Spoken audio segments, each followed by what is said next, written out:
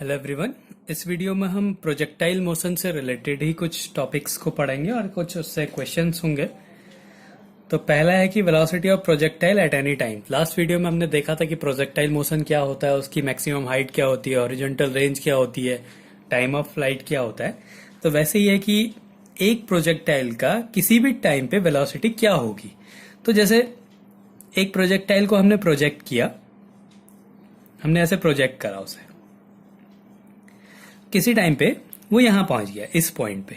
तो इस पॉइंट पे उसकी दो वेलोसिटीज होंगी, जैसे ये वेलोसिटी है और ये हॉरिजॉन्टल से थीटा एंगल बना रही है।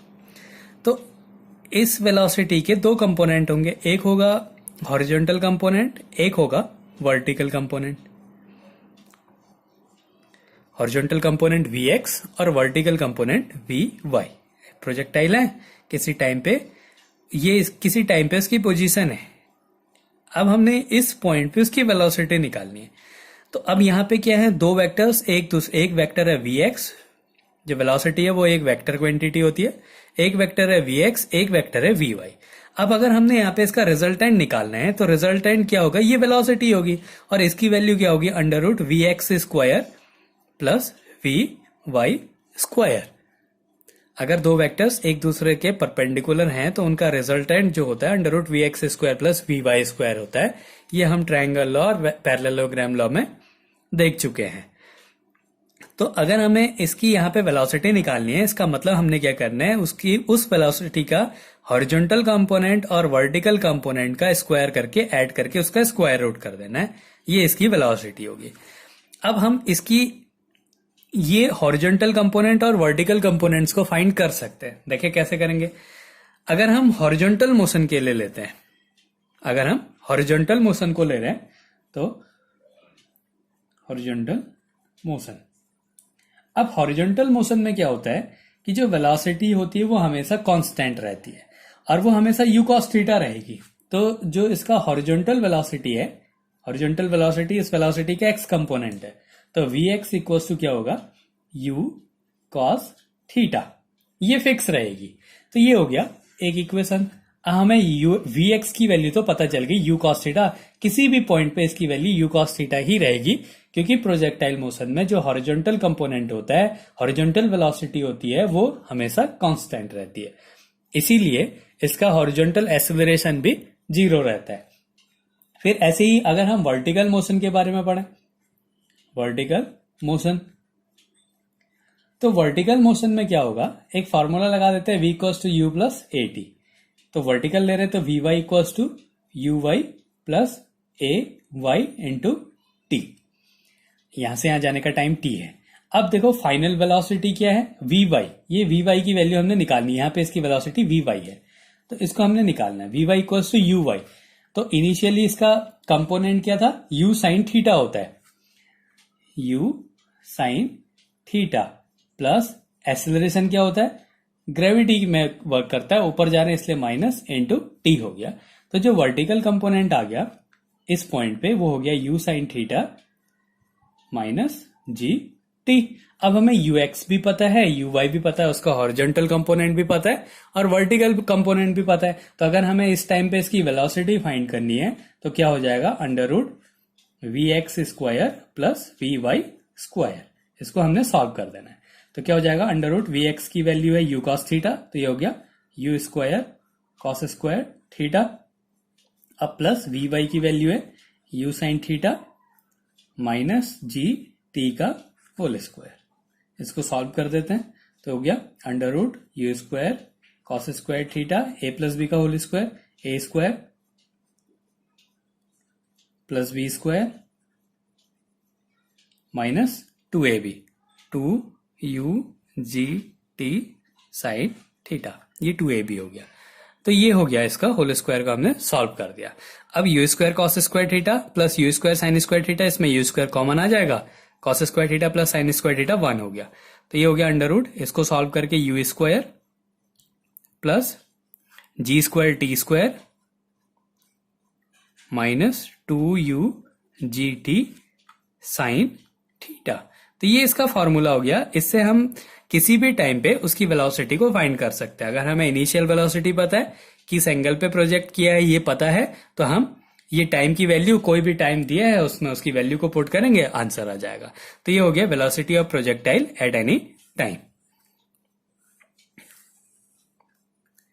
अब इसका दूसरा टॉपिक है कि इनिशियल वेलोसिटी, किसी भी प्रोजेक्टाइल की इनिशियल वेलोसिटी और फाइनल वेलोसिटीज हमेशा सेम रहती हैं। Initial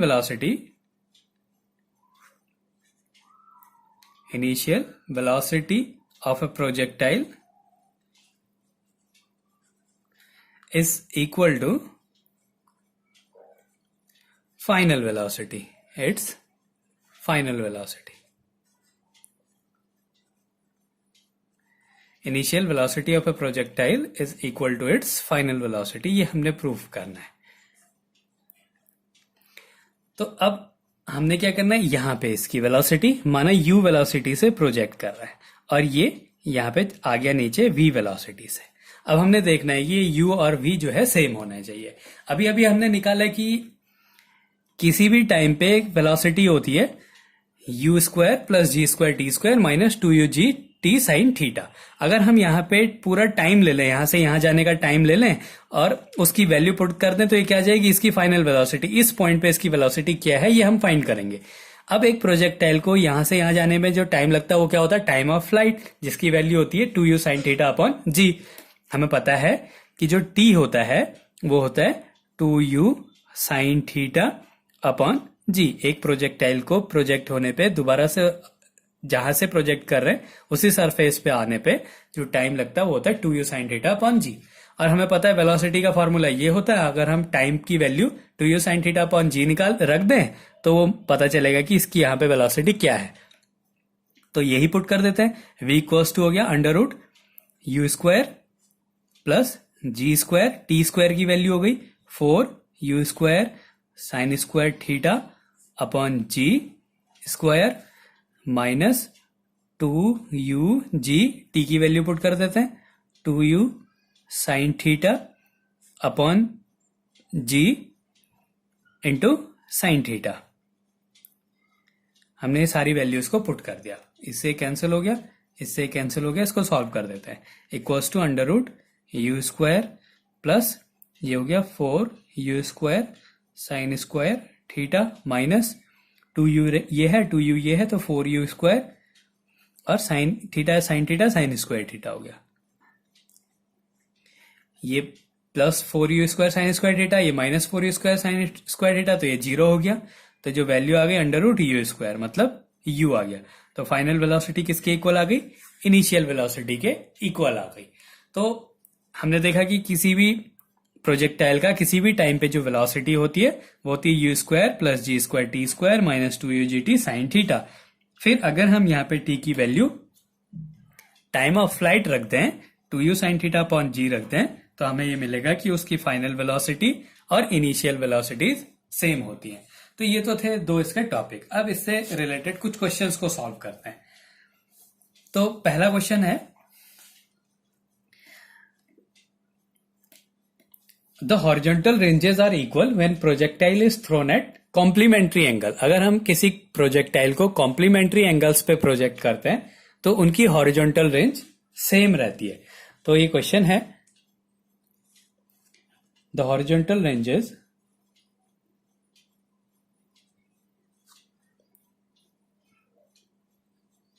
are equal when projectile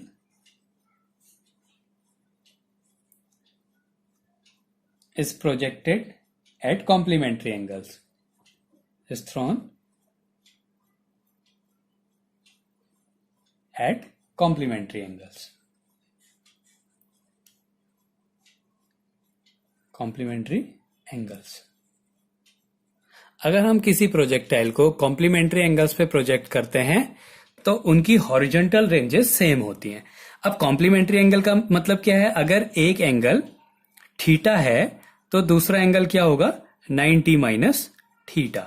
अगर हम किसी प्रोजेक्टाइल को थीटा या 90 माइनस थीटा एंगल पे प्रोजेक्ट करेंगे तो उनकी हॉरिजॉन्टल रेंज सेम होगी, ये हमने प्रूफ करना है। अब हमें पता है कि जो आर होता है हॉरिजॉन्टल रेंज का जो फॉर्मूला होता है वो होता है you square sine 2 theta upon g होता है। अब हम यहाँ पे एक बार R1 के लिए लेते हैं, जब थीटा पुट करना है तो ये हो जाएगा u square sine square theta sine 2 theta upon g.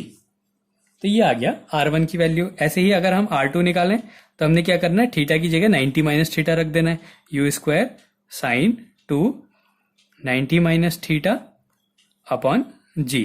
तो ये हो जाएगा यू स्क्वायर साइन 2 से मल्टीप्लाई होगी 180 minus 2 theta upon g. Sine 180 minus theta sine theta ही होता है, तो ये हो गया u square sine 2 theta upon g. तो मतलब जो R2 की वैल्यू है वो R1 के इक्वल है, you square sine 2 theta upon g. यहाँ पे भी u square sine 2 theta upon g. तो ये हमने निकाला था थीटा पे और दूसरा निकाला 90 माइनस थीटा पे। तो अगर हम दो ऑब्जेक्ट को कॉम्प्लीमेंट्री एंगल्स पे थ्रो करेंगे तो उनका जो हॉरिजॉन्टल रेंज है वो हमेशा सेम रहेगा। ये होगा पहला क्वेश्चन। अब दूसरा क्वेश्चन है कि find the ratio of maximum height and horizontal range when projectile is throne for maximum range. अगर एक प्रोजेक्टाइल को मैक्सिमम रेंज पे फेंका जाता है तो वहां पे उसकी मैक्सिमम हाइट और मैक्सिमम रेंज का रेशियो क्या होगा। Find the ratio of maximum height and horizontal range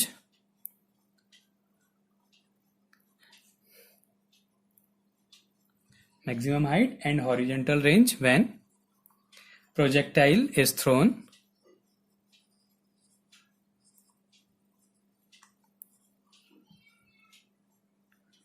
for maximum range।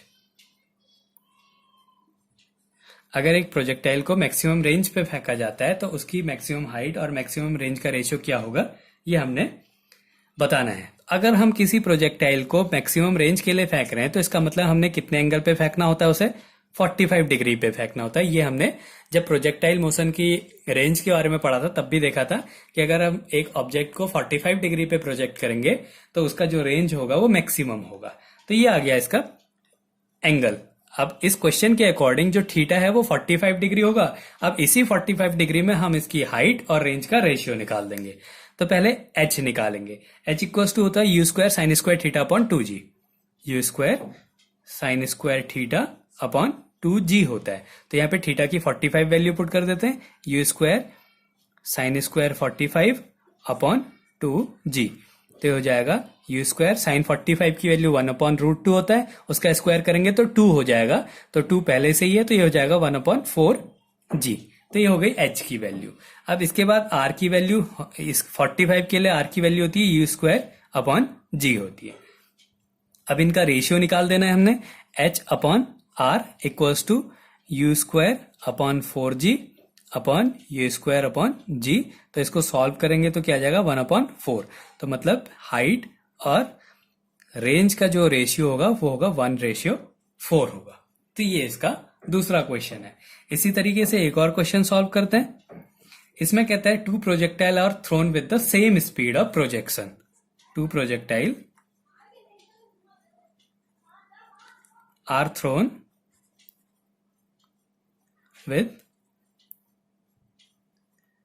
with the same speed of projection। उनकी स्पीड जो है वो तो सेम है एट डिफरेंट एंगल, लेकिन एंगल अलग अलग है। Different angles such that their ranges are same. ये तो कंडीशन है कि दो प्रोजेक्टाइल को एक ही वेलोसिटी से प्रोजेक्ट करा और इस एंगल पे करा कि उनकी हॉरिजॉन्टल जो रेंजेस हैं वो सेम है।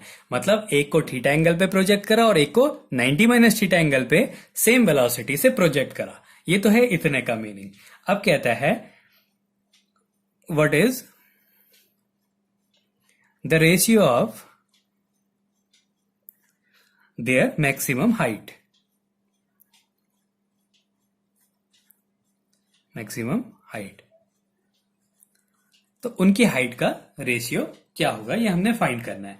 तो क्वेश्चन के अकॉर्डिंग क्या कह रहा है कि जो एंगल है, एक एंगल थीटा है, दूसरा एंगल 90 माइनस थीटा होगा। ये क्वेश्चन से पता चल रहा है हमें। क्यों?